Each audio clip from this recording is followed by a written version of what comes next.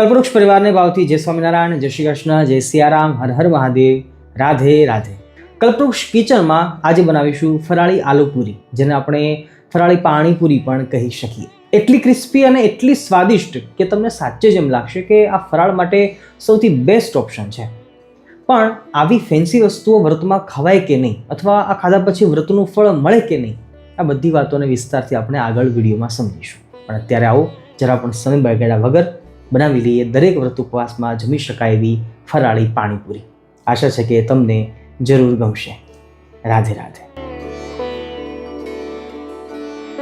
શરૂઆત આપણે કરીએ છીએ પાણીપુરીનું પાણી બનાવવાથી, જેની અંદર આપણે પુષ્કળ પ્રમાણમાં ફુદીનો લેવાનો છે.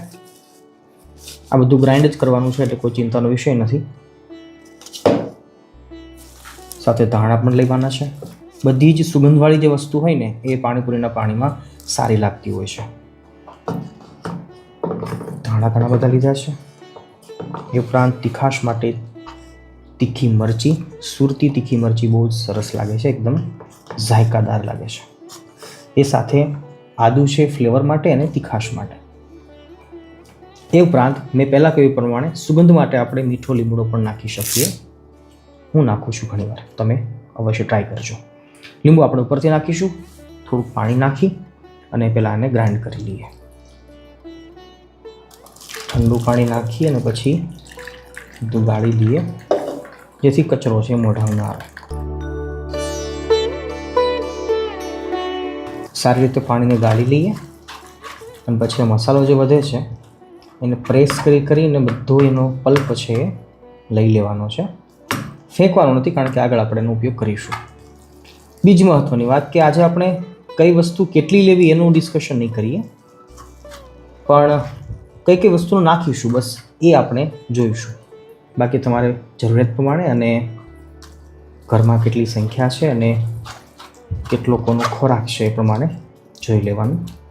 બહુ ઇઝી રેસીપી છે પાણીપુરીની. બહુ ઓછી વસ્તુઓનો ઉપયોગ આમાં થાય છે અને પચવામાં બહુ જ સરળ અને હેલ્ધી છે.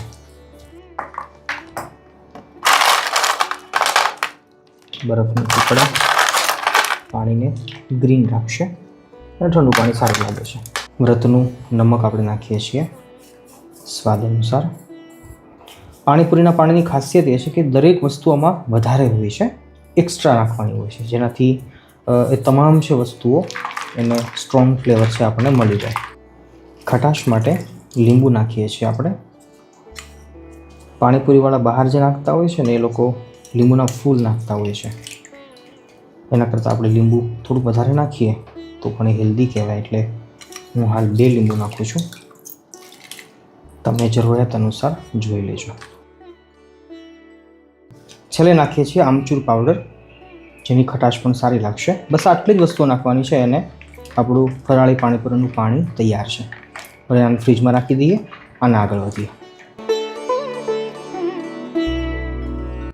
હવે આવ્યા છીએ આપણે નંબર 2, એટલે કે મસાલો બનાવવા ઉપર. પાણીપુરીનો મસાલો બનાવવા માટે બાફેલા બટેકા લીધા છે અને એના ઉપર સ્વાદ અનુસાર નમક નાખીએ છીએ.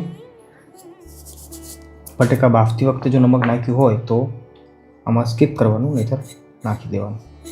ખટાશ માટે થોડુંક આમચૂર પાવડર નાખું છું. આ જગ્યાએ લીંબુનો રસ પણ તમે ઉપયોગ કરી શકો છો. પણ એ યાદ રાખવું કે પાણી છે આપણે સ્ટ્રોંગ બનાવ્યું હોય તો પછી બટાકા થોડાક નોર્મલ રાખવા, જેથી આપણને આગળ વધારે તકલીફ ના પડે. એ ઉપરાંત દળેલું ધાણા જીરું છે, એ પણ એની ફ્લેવર સરસ આપશે. થોડુંક એ નાખીએ છીએ. તીખાશ માટે તીખી અને મોળી મરચીનું કટિંગ, કોથમીર અને સાથે આપણી સિક્રેટ વસ્તુ એટલે કે કેપ્સિકમ મરચાંનું કટિંગ છે. એ પણ બહુ સરસ લાગશે. તમે જરૂર ટ્રાય કરજો. સારી રીતે હવે મેશ કરી લઈએ.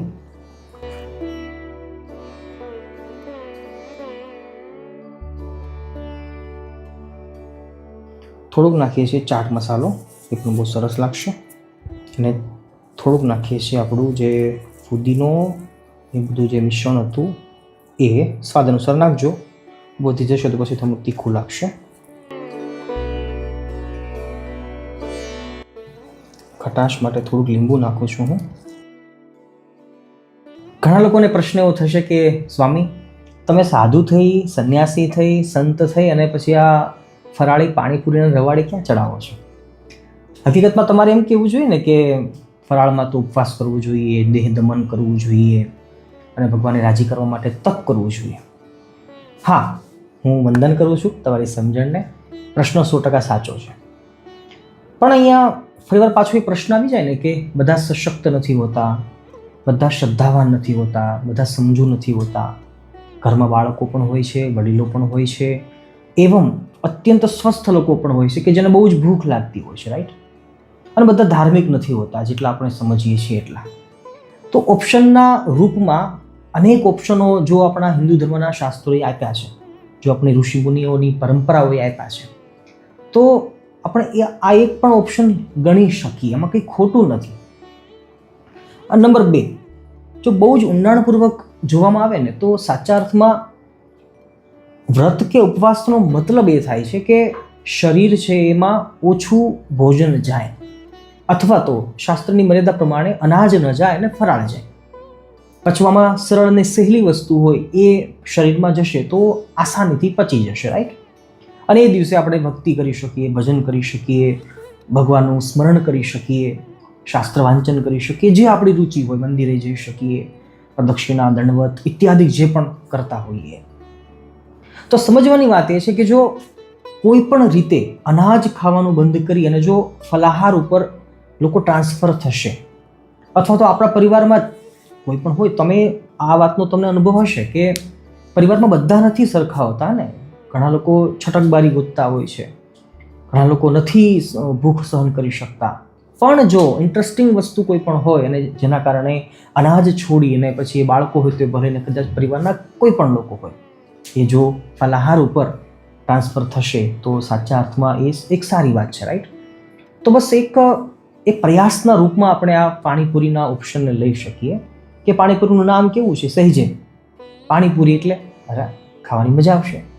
અને મેં જોયું છે કાલુપુર મંદિરના સામે જ એક રેકડીવાળા ભાઈ છે, નામ તો મને નહીં આવડતું, પણ ફરાળી પાણીપુરી ત્યાં વેચતા હોય છે.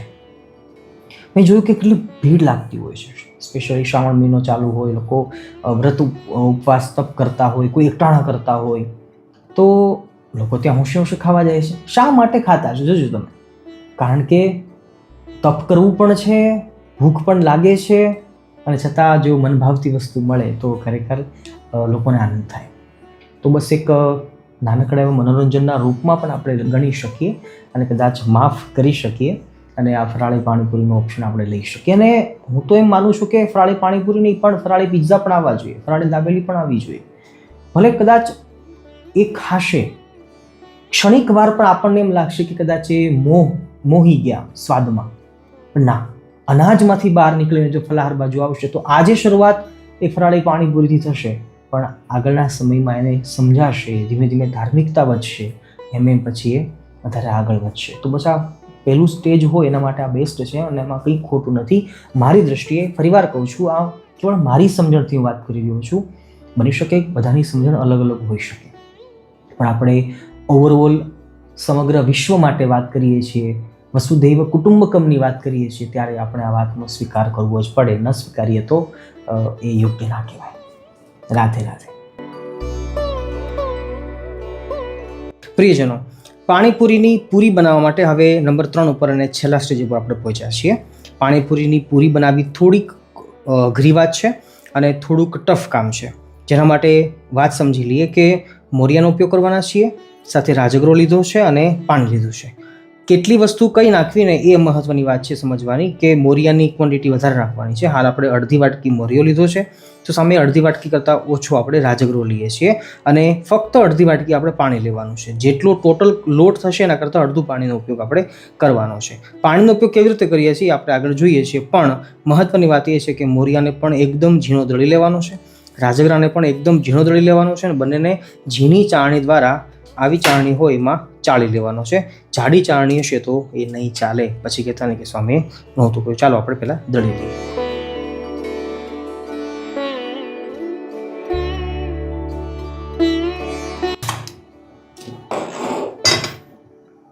ગેસની ફ્લેમ ધીમી રાખીએ છીએ અને અડધી વાટકી પાણી નાખ્યું છે.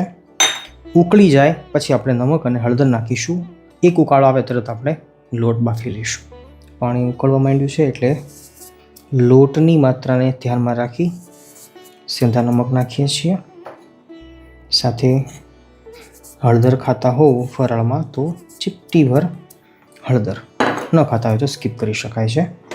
એક જ ઉફાણ આવી જશે પછી આપણે તરત આટો નાખી દઈએ છીએ. પાણી ઉકળી ગયું છે અને તરત જ આપણે હવે લોટ નાખતા જઈએ છીએ. ગેસની ફ્લેમ ધીમી રાખી છે. એકદમ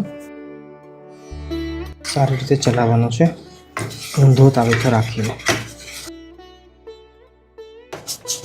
લોટ આપણે કડક રાખવાનો છે, ઢીલો નથી થવા દેવાનો. નહીંતર પૂરી છે એ કડક નહીં થાય, ઓછી થશે, ઢીલી થશે. જો હાલ કન્સિસ્ટન્સી આવી છે, આપણને ભરભર ભૂકો થાય એવી લાગે, પણ હજી એ પડે રેસ્ટ કરશે એટલે પરફેક્ટ થઈ જશે. હવે ખાલી ફક્ત 2 મિનિટ માટે ઢાંકીને રાખીએ અને પછી એને પાછળથી ખોલીને સંપૂર્ણ ઠંડો કરી લઈએ. 2 મિનિટ પછી જોઈએ છીએ તો ઓલમોસ્ટ જેવો આપણે કન્સિસ્ટન્સી જોઈએ છે એવી થઈ ગઈ છે. વાહ, ચિકાશ સરસ આવી ગઈ છે. હવે એને ટ્રાન્સફર કરી લઈએ ખુલ્લા વાસણમાં. હવે સારી રીતે એને ઠંડો કરવાનો છે, પણ જોડે જોડે મસળવાનો છે. મૂળ વાત એટલી છે કે મોરિયાનો લોટ અને રાજગરાનો લોટ એમાં ચિકાશ ઓછી હોય છે. બાફીને આપણે એને હવે ચીકણો થવા માટે પ્રયત્ન કરીએ છીએ. લોટ થોડો કડક હોય એટલે પૂરી છે કરકરી બનશે, કડક બનશે. અને ચિકાશ હોય એના કારણે પૂરી ફાટે નહીં.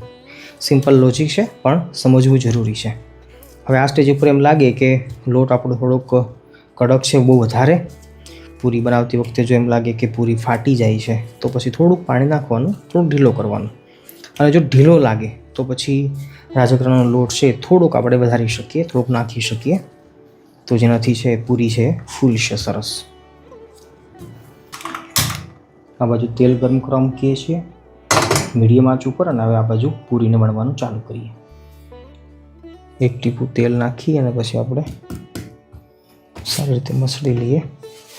1 થી 2 મિનિટ સુધી સતત મસળીશું એટલે લોટમાં ચિકાશ સરસ આવી જશે, લોટ છે કૂણો થઈ જશે. અને હવે નાની સાઇઝની લોઈ બનાવી અને હવે એને તળવા માટે ચાલુ કરીએ. મીડિયમ સાઇઝની લોઈ બનાવવાની છે, જે હાલ હું બનાવી રહ્યો છું.